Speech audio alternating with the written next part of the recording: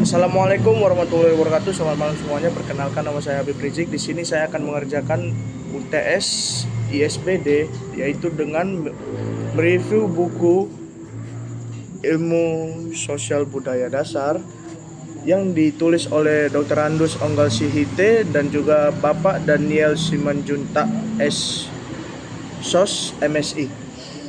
Tanpa berlama-lama, saya akan mereview mulai dari bab 2 karena bab 1 hanya berisi tentang pendahuluan.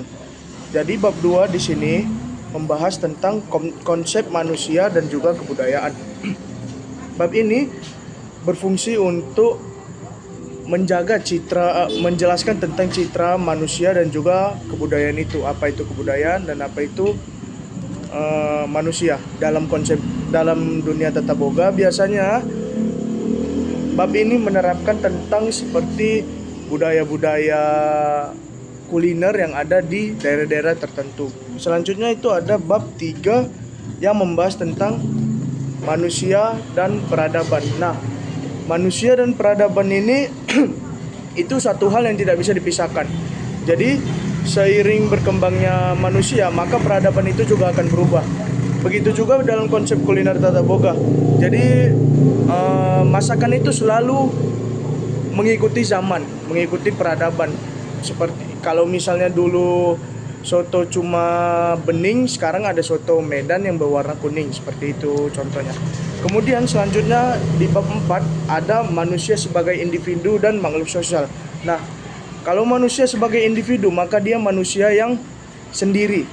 Itu konsep manusia yang tidak memiliki kelompok. Kalau misalnya manusia sebagai makhluk sosial, maka makhluk itu merupakan manusia yang memiliki, yang harus hidup berdampingan dengan manusia lainnya.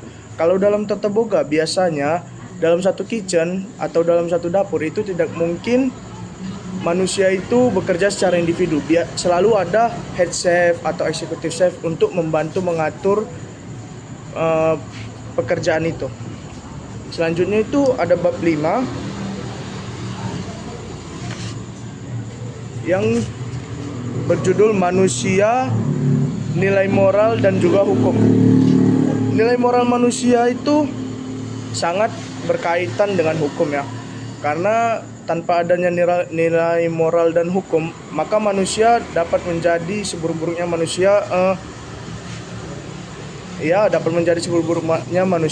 Jadi nilai moral dan hukum itu ada untuk membatasi perilaku manusia di batas wajar, seperti itu. Kalau misalnya dalam konteks tata boga, nilai moral dan hukum ini ada. Kalau misalnya nilai moral itu biasanya untuk menjaga agar dalam satu kitchen itu tidak jadi berantem, seperti itu. Kalau misalnya dalam hukum, nah seperti SOP kan ada standar operasional di dalam satu kitchen. Nah, hukumnya itu ya mengikuti SOP itu.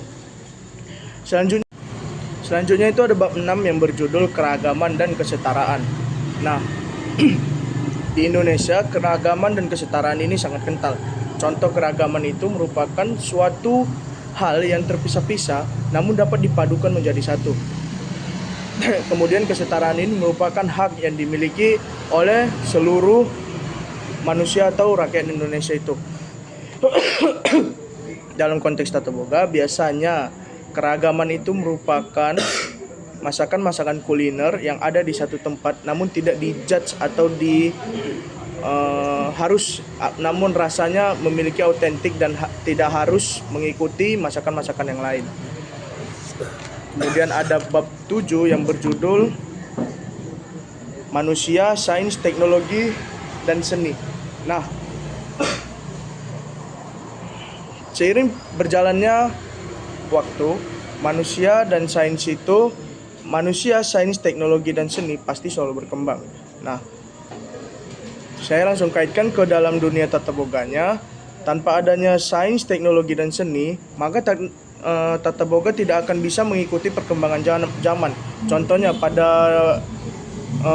di Jepang sekarang teknologi sangat berkembang, bisa memasak. Seperti itu. Saya pernah melihat bahwa ada teknologi yang membuat nasi goreng. Kemudian seni. Di tata boga ada juga seni.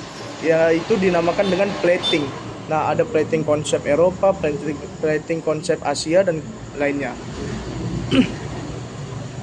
Yang terakhir itu ada bab 8, etika lingkungan. Nah, lingkungan di sini yang dimaksud itu adalah cakupan sekitar kita. Kalau misalnya di tata boga itu di kitchen, kalau misalnya atmosfernya buruk, maka bekerja tidak akan fun, tidak akan senang, dan kita akan langsung capek dengan sangat mudah. Maka dari itu, etika lingkungan sangat diperlukan di dunia tata boga. Sekian penjelasan yang dapat saya jelaskan dari buku ini dan juga telah saya kaitkan ke tata boga. Terima kasih. Assalamualaikum warahmatullahi wabarakatuh.